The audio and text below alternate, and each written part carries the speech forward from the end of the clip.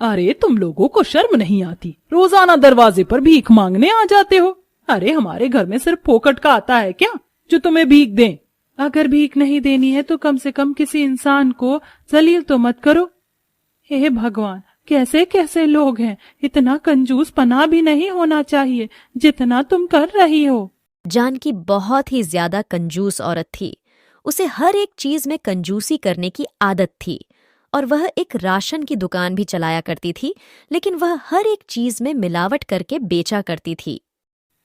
मैंने कहा था ना तुम्हें चक्की का आटा देना है, ये तुमने बाहर का आटा इसमें मिक्स कर दिया है, जिसकी वजह से रोटियां स्वाद नहीं बनती। देखो बहुत हुआ तुम्हारा, मुझे तुम्हारी कोई फालतू की बकवास नहीं सुननी। तुम्हें आटा चाहिए तो ये रहा, ये मेरी दुकान का क्वालिटी वाला आटा है। अगर तुम्हें चाहिए तो बताओ, वरना किसी दूसरी दुकान से जाकर ले आओ।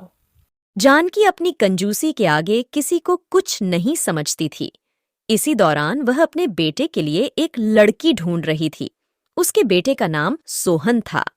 उसे सोहन के लिए रजनी नाम की लड़की बहुत ज्यादा पसंद आती है।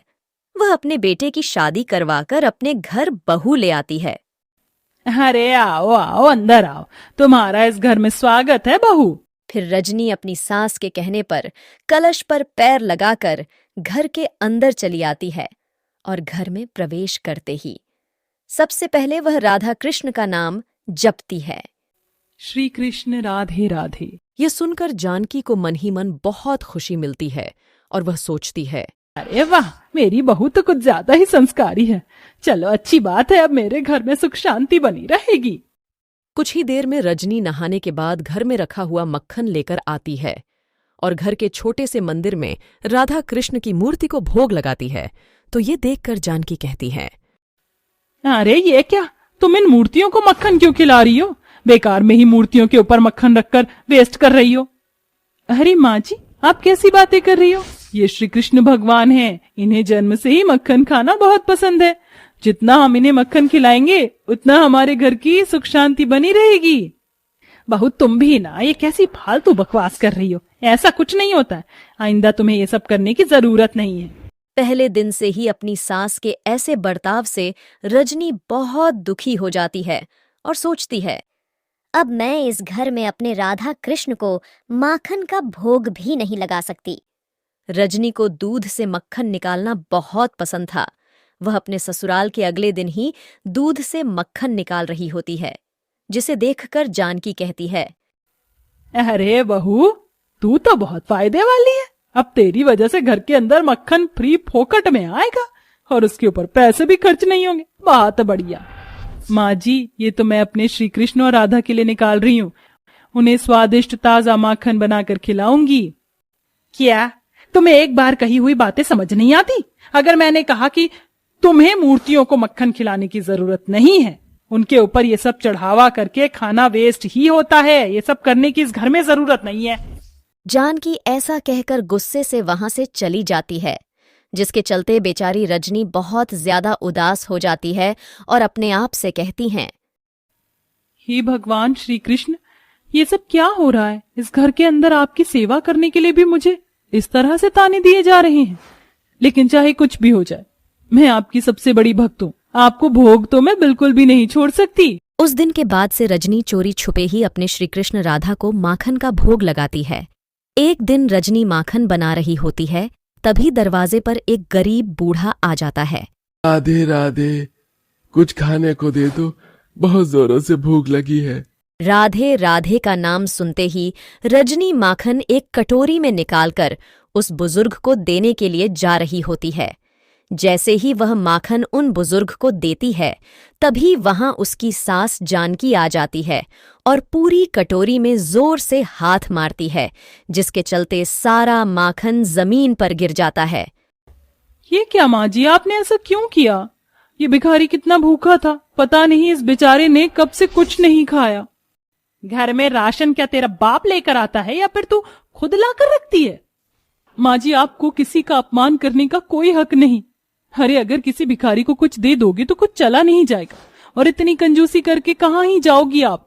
एक दिन भगवान आपको ऐसा सबक सिखाएंगे कि आप खुद पछतावा करोगी। ये कंजूसी कर करके ही आज इस घर का राशन पानी चल रहा है, और तुझे क्या लगता है कि तेरी इन बकवास से मुझे कुछ फर्क पड़ेगा? अरे जा जा, इन सब से मुझे कोई फर्क नहीं पड़ता। इस तरह जानकी रजनी को काफी देर तक खरी खोटी सुनाती है और रजनी की आंखों में आंसू आ जाते हैं। अगले दिन जब जानकी अपनी किराने की दुकान पर जाती है तो उसकी किराने की दुकान में आग लग जाती है।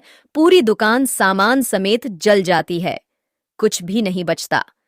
हे भगवान, ये सब क्या हो गया? ऐसा नहीं होना चाहिए था। मैं लुट गई, मैं बर्बाद हो गई, अब मैं क्या करूं? इधर जानकी की किराने की दुकान जल जाती है तो सोहन की नौकरी भी चली जाती है, इसलिए वह भी दूसरे शहर में काम के सिलसिले में चला जाता है। फिर जानकी रजनी के कहने पर घर के बाहर ही माखन बेचने लगती है। रजनी दिन भर घर के काम करके माखन बनाती थी और जानकी माखन बेचती थी, पर अभी भी उसकी अकड़ और कंजूसी कम नहीं हुई थी। इतने में तुम्हें इतना ही मिलेगा, अगर चाहिए तो ले जाओ, वरना और दुकान वालों से माखन ले लो। कुछ दिन बाद जन्माष्टमी थी, इसलिए रजनी माखन की कटोरी लेकर मंदिर जाने लगती है। ये देख जानकी उसे तुरंत रोक लेती है और पूछती है, कहाँ जा रही है बहू ये माखन लेकर?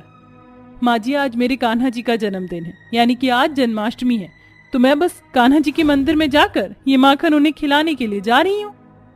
यहाँ हम 1-1 रुपए के लिए तरस रहे हैं और बहू तुझे जरा भी बचत करनी नहीं आती है? अरे बहुत हुआ तेरा, अभी के अभी अंदर जा। लेकिन रजनी जिद पर अड़ जाती है और वह जानकी की एक नहीं सुनती। फिर जानकी उसे काफी देर तक खरी खोटी सुनाती है, जिसके चलते रजनी की आंखों में आंसू आ जाते हैं और वह मन ही मन राधा कृष्ण को याद करती है। तभी वहां साक्षात राधा कृष्ण प्रकट हो जाते हैं और श्री कृष्ण जानकी से कहते हैं, जानकी जानकी जानकी, इतना कुछ होने के बाद भी तुम्हारा स्वभाव नहीं बदला और ना ही तुमने कंजूसी छोड़ी। मेरे राधा कृष्ण आ गए। जय श्री राधा कृष्ण।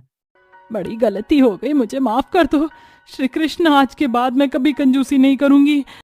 मैं तुम्हारी आंखें खोलने के लिए ही उस दिन भिखारी के भेष में आया था और तुम्हारी दुकान का जलना और तेरे बेटे की नौकरी का छूट जाना, ये सब मेरी लीला थी। जाकर देखो, तुम्हारी दुकान पहले जैसी है और तेरा बेटा भी वापस आ जाएगा। ये सब तेरी बहू की निस्वार्थ भक्ति और दया भाव का ही फल है, जो तुम्हारे सारे बुरे कर्म कट गए। मैं तुम्हारे आगे हाथ जोड़ती हूँ, मेरे किए हुए पापों के लिए मुझे माफ कर दो। मैं अपने पापों का प्रायश्चित करना चाहती हूँ। जानकी जानकी जानकी, इंसान का जन्म अनमोल है, इसे व्यर्थ की लालसा और कामना के पीछे व्यर्थ नहीं जाया करो। ऐसा कहकर श्री कृष्ण और राधा रानी अंतर्ध्यान हो जाते हैं।